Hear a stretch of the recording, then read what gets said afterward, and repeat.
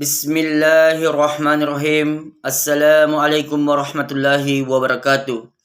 Terlebih dahulu saya meminta maaf kepada seluruh saudara seimanku dimanapun berada. Dan apabila ada non-muslim yang mendengarkan daripada video ini, bila ada kata-kata saya yang tak berkenan di hati, tolong dimaafkan dan kita saling memaafkan sesama manusia.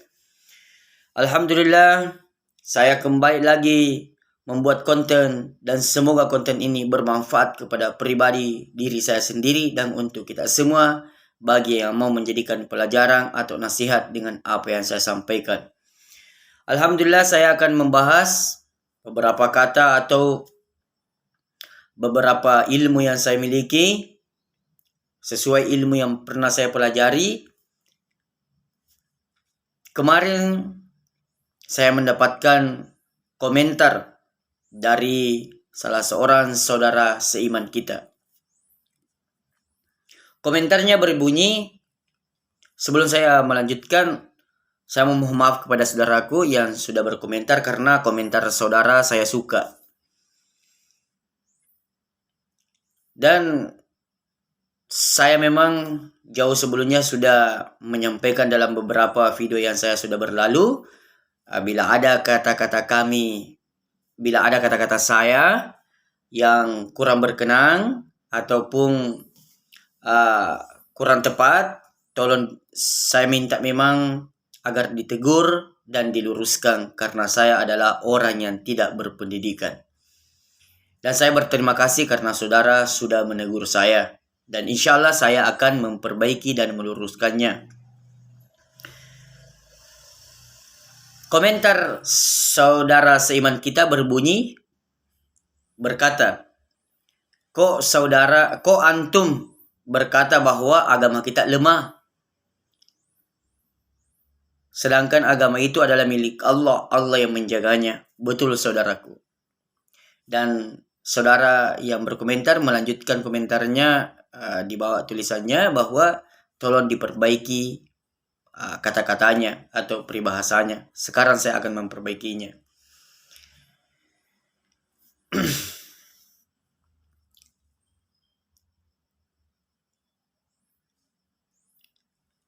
Apa yang disampaikan oleh komentar saudara kita itu benar.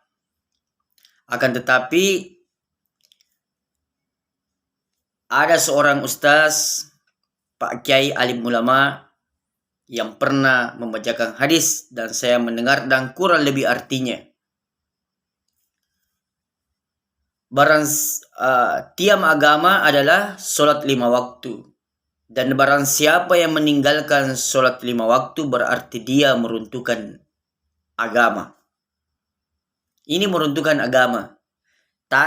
Kemudian dikatakan bahwa diibaratkan sholat itu adalah kepala badan. Kalau ada orang yang tidak tengah malam datang ke rumah kita, orang itu tidak memiliki tangan, mungkin kita bisa berkata orang cacat. Kalau tidak punya kaki, pasti bilang orang cacat, ayo mari masuk. Tapi kalau ada orang yang masuk ke dalam rumah kita atau ingin bertamu tapi tidak punya kepala, apa yang terjadi? Pasti kita ketakutan. Dan diibaratkanlah orang yang mengaku Islam dan tidak mendirikan sholat 5 waktu, maka diibaratkan seperti demikian.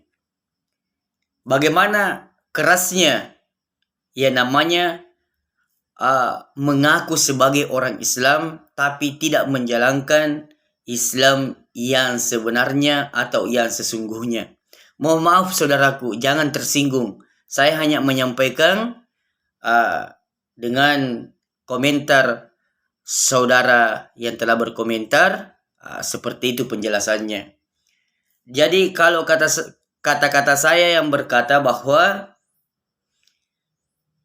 apa yang membuat iman kita lemah dan agama kita dipandang oleh agama lain, agama kita itu lemah, disebabkan perbuatan orang Islam sendiri. Salah satu contoh kita apalagi namanya melihat dengan kenyataan orang yang mencuri kalau ditanya agama apa, agama Islam. Orang yang mengubah timbangan ditanya agama apa, agama Islam. Orang yang membegal ditanya orang apa, orang Islam. Jalan-jalan ke penjara ditanya agama apa, agama Islam. Orang korupsi ditanya orang apa, orang Islam. Kemudian banyak lagi. Yang kemudian yang apalagi namanya yang kedua wanita-wanita. Mohon maaf kepada kaum wanita yang cantik jelita, saya tidak bermaksud untuk merendahkan atau menyinggung atau bagaimana. Tapi ini saya harus sampaikan karena sebagai tanggung jawab saya sebagai seorang pendakwah dan tidak diterkecualikan. Kita menyampaikan agama tidak memandang bulu, yang penting kita menyampaikan dengan penuh dengan kata-kata yang baik, penuh dengan kata-kata sopan santun. Kemudian yang melemahkan iman ataupun melemahkan agama kita dipandang oleh agama-agama lain. Wanita mengaku orang Islam tapi tidak menutup aurat secara sempurna, mempertontonkan auratnya yang seharusnya tidak dipertontonkan di dalam syariat agama. Kemudian orang Islam mengaku Islam tapi tidak mendirikan sholat 5 waktu. Dan di antara semua perintah Allah Subhanahu wa taala, sunnah Rasulullah sallallahu alaihi wasallam, yang paling penting untuk diperhatikan adalah sholat 5 waktu. Karena sholat 5 waktulah kunci daripada surga. Sholat 5 waktulah kunci segala kebaikan, dan sholat 5 waktulah adalah kunci surga. Dan banyak orang Islam yang mengaku Islam namun tidak mengerjakan sholat 5 waktu.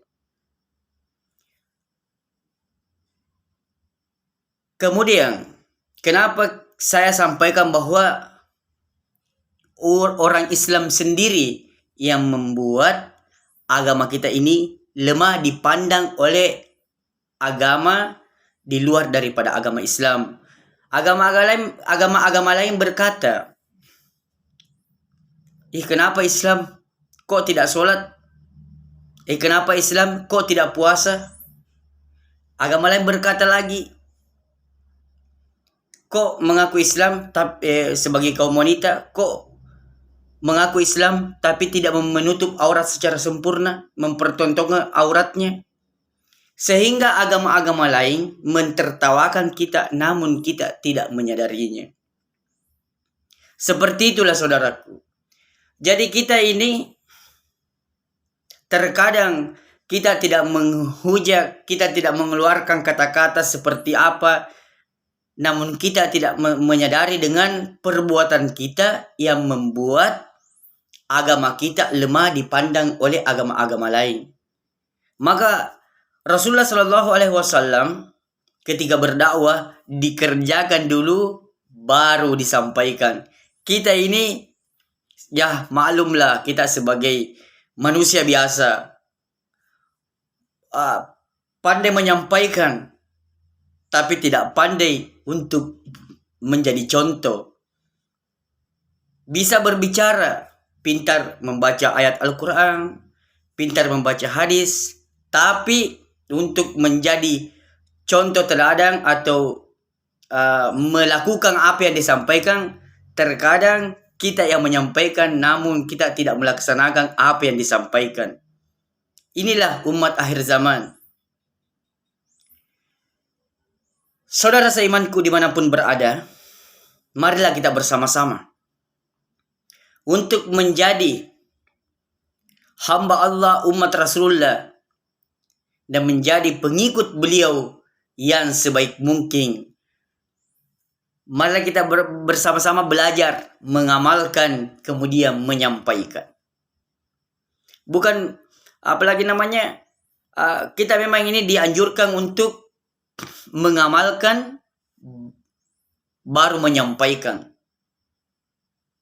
Karena kenapa? Supaya orang-orang itu cenderung untuk ikut dengan agama kita bila kita melakukan baru menyampaikan. Karena kenapa? Apabila kita pandai menyampaikan, kemudian kita tidak mengerjakan apa yang kita sampaikan, orang-orang ini akan berpaling. Percuma didengarkan. Dia pintar cerita, tapi dia tidak mengamalkan apa yang disampaikan. Karena orang-orang itu apa yang dipandang adalah kenyataan, adalah akhlak kita. Meskipun kita ini pandai menghafal Al-Quran, pandai apalagi namanya pandai menghafal Al-Quran, pandai mempelajari ilmu agama, begitupun dengan hadis, pandai membaca kitab gundul, akan tetapi kita tidak mengamalkan apa yang kita sampaikan, orang-orang tidak akan percaya kepada kita. Karena orang-orang lain atau apalagi beragama lain pasti akan berkata, kau yang pandai bicara, tapi kamu belum mengamalkan apa yang kau sampaikan. Jadi buat apa saya akan ikut dengan agamamu, sedangkan dirimu sendiri tidak mengerjakan dengan apa yang kau sampaikan. Seperti itu saudaraku. Karena Rasulullah SAW memberikan kita contoh teladan yang baik. Mengerjakan kemudian menyampaikan dengan penuh dengan kelembutan. Inilah Rasulullah SAW. Yang melihat situasi dan kondisi umatnya, sahabatnya tidak dipaksakan. Akan tetapi kita ini umatnya, terkadang kita ini sudah merasa beriman, kita tidak memikirkan perasaan saudara kita. Kita seenaknya saja berbicara tanpa memikirkan saudara kita. Masya Allah. Rasulullah SAW sangat memberikan kita contoh teladan yang baik, bahwasannya tidak memaksakan umatnya bahwa kamu harus laksanakan ini, kamu harus laksanakan ini, begini. Tidak, tapi Rasulullah SAW memperlihatkan akhlak yang baik, sehingga orang-orang itu cenderung untuk ikut dengannya. Apa salah satu contohnya? Terkadang kita ini bila ada agama lain yang menghina agama Islam, terkadang kita ini marah-marah, bergebu-gebu. Rasulullah SAW tidak. Penuh dengan ketenangan. Rasulullah SAW dihina. Muhammad adalah al-majnun, disebut orang gila. Rasulullah marah? Tidak. Pernah suatu ketika Rasulullah SAW mempapa seorang orang tua, dan orang tua ini menghina sepanjang perjalanan, jangan kau ikut dengan Rasulullah, jangan kau ikut dengan dia, kau akan tersesat, kau apa dan lain sebagainya. Rasulullah tidak pernah berbicara. Sampai di salah satu tempat bertemu dengan salah seorang, ditanya bahwa jangan kau ikut dengan Rasulullah, jangan kau ikut dengan Rasulullah, pokoknya dia akan membuat kamu sesat dan lain sebagainya. Orang ini menjawab, yang menemani engkau ke sini sepanjang perjalanan itulah Rasulullah SAW. Maka seketika itu orang itu masuk Islam. Rasulullah tidak banyak cerita bagaimana, tapi Rasulullah SAW memperlihatkan akhlak yang baik dan penuh dengan kesabaran, sehingga orang itu bisa tersentuh. Terkadang kita ini baru pakai dihina-hina sedikit, dede emosi maki. marah-marah sehingga kita ini tidak mengontrol daripada emosi kita, akhirnya mengeluarkan kata-kata yang tidak seharusnya kita keluarkan. Apa yang terjadi? Apalagi namanya bukan kedamaian yang akan datang, tapi pertengkaran. Sehingga agama-agama lain semakin mentertawakan kita. Karena Rasulullah sudah memberikan contoh yang baik, contoh teladan yang baik. Bilal radhiyallahu anhu. Rasulullah pun tidak terlalu banyak bicara bagaimana, tapi memperlihatkan akhlaknya, membantu aktivitas. Bilal radhiyallahu anhu dibantu menggiling gandum, kasih makan kuda. Bilal bertanya, apa maumu ya Rasulullah? Rasulullah menjawab, saya hanya ingin engkau mengucapkan kalimat la ilaha, asyhadu an la ilaha illallah, asyhadu anna Muhammad Rasulullah. Bilal pun berkata, saksikanlah, saya bersaksi asyhadu an la ilaha illallah, asyhadu anna Muhammad Rasulullah. Inilah akhlak Rasulullah yang penuh dengan kesabaran, teladan yang baik, lemah lembut dalam berdakwah. Tapi kenapa kita ini apalagi namanya salah-salah sedikit bertengkar, apa hasilnya? Agama-agama lain di luar daripada agama Islam, semakin mentertawakan kita. Kalau kita tidak kembali untuk berpikir seperti apakah akhlak dan cara Rasulullah Sallallahu Alaihi Wasallam berdakwah sehingga agama bisa berkembang ke seluruh dunia. Penderitaan Rasulullah Sallallahu Alaihi Wasallam tidak sedikit, saudara. Dilempari batu, bercucungan darah, dilempari kotoran dan lain sebagainya. Rasulullah Sallallahu Alaihi Wasallam tetap teguh, tetap sabar. Tidak pernah dipancing dengan emosi, tapi selalu bersabar dalam menjalani yang namanya perintah untuk berdakwah, mengajak manusia sama-sama taat kepada Allah Subhanahu wa taala. Pengorbanan kita sekarang dibanding pengorbanan Rasulullah Sallallahu Alaihi Wasallam dan para sahabatnya tidak ada apa-apanya. Tapi kenapa kita ini selalu ada sedikit kesalahpahaman tentang hanya masalah kunuk dengan orang tidak kunuk. Ada masalah orang maulid, orang tidak maulid. Ini selalu dipermasalahkan. Orang ziarah kubur selalu dipermasalahkan. Orang jebat tangan setelah sholat, baca yasinan kalau malam Jumat. Hal-hal seperti ini semua selalu dipermasalahkan, diperdebatkan. Apa yang terjadi? Orang-orang non-muslim akan semakin mentertawakan kita. Itukah Islam? Sama-sama Islam ji, dia tonji bertengkar. Orang-orang non-muslim mungkin berpikir, ayo kita masuk Islam. Tapi melihat kita bertengkar di sosial media, apa dia kata? Tidak usah makin masuk Islam. Itu saja Islam. Nah bertengkar. Buat apa kita masuk Islam? Lebih enak di gereja. Di gereja enak. Tidak bertengkar orang. Karena kenapa? Kita ini sebagai pendakwah yang biasa memberikan contoh yang tidak baik. Karena hal-hal yang tidak semestinya dipertengkarkan. Apa yang terjadi? Orang-orang non-muslim semakin mentertawakan kita. Bila seperti ini caranya dalam berdakwah, selalu memperdebatkan sesuatu yang tidak seharusnya diperdebatkan. Masalah maulid, masalah Isra Mi'raj, masalah dan lain sebagainya.